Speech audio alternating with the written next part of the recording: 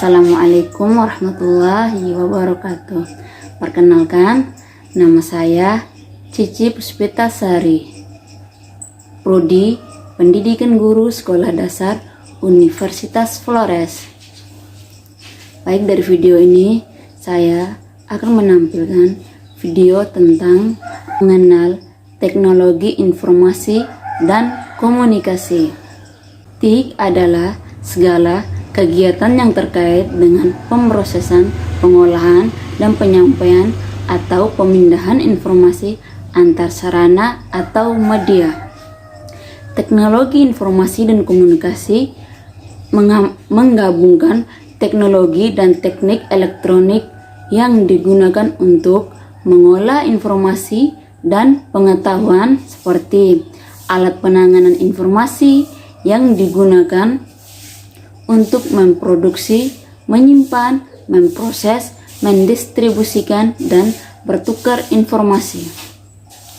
Teknologi informasi dan komunikasi atau TIK mengacu pada semua teknologi yang digunakan untuk menghandle telekomunikasi, media penyiaran, sistem manajemen cerdas, sistem pemrosesan dan transmisi audiovisual, dan fungsi kontrol dan pemantauan berbasis jaringan. Baik, sekarang kita akan berbicara tentang komponen teknologi informasi dan komunikasi. Yang pertama, komputasi awan. Istilah ini umumnya digunakan untuk menggambarkan pusat data yang tersedia untuk banyak pengguna melalui internet. Awan besar yang dominan saat ini seringkali memiliki fungsi yang didistribusikan di beberapa lokasi dari server pusat. Jika koneksi ke pengguna relatif dekat, bisa jadi mereka ditunjuk sebagai server, tapi cloud mungkin terbatas pada organisasi cloud. Cloud perusahaan tersedia untuk banyak organisasi, cloud publik, atau kombinasi keduanya. Yang kedua, perangkat lunak, seperangkat instruksi data atau program yang digunakan untuk mengoperasikan komputer dan menjalankan tugas-tugas tertentu. Berlawanan dengan perangkat keras yang menggambarkan aspek fisik komputer, perangkat lunak adalah istilah umum yang digunakan untuk merujuk pada suatu aplikasi, skrip, dan program yang berjalan pada perangkat. Perangkat lunak dapat dianggap sebagai bagian variabel dari komputer dan perangkat keras yang tidak berubah-ubah.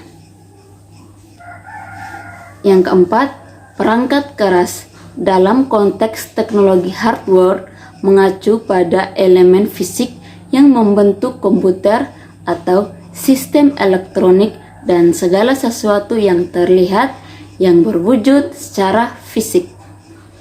Perangkat keras bisa berupa seperti monitor, hard drive, memori, dan CPU. Perangkat keras bekerja sama dengan firmware dan perangkat lunak yang menjalankan fungsi komputer. Yang kelima, transaksi digital dapat didefinisikan secara luas sebagai transaksi online atau otomatis yang terjadi antara orang dan sebuah organisasi. Transaksi digital menghemat waktu dan uang plus menghasilkan laba yang lebih baik. Pengalaman pelanggan juga ditingkatkan dan transaksi digital juga dapat meningkatkan kemampuan pelacakan sehingga membantu mengurangi kesalahan. Yang keenam, data digital. Ada yang mewakili bentuk data lain dengan menggunakan sistem bahasa mesin tertentu yang dapat diinterpretasikan oleh berbagai teknologi.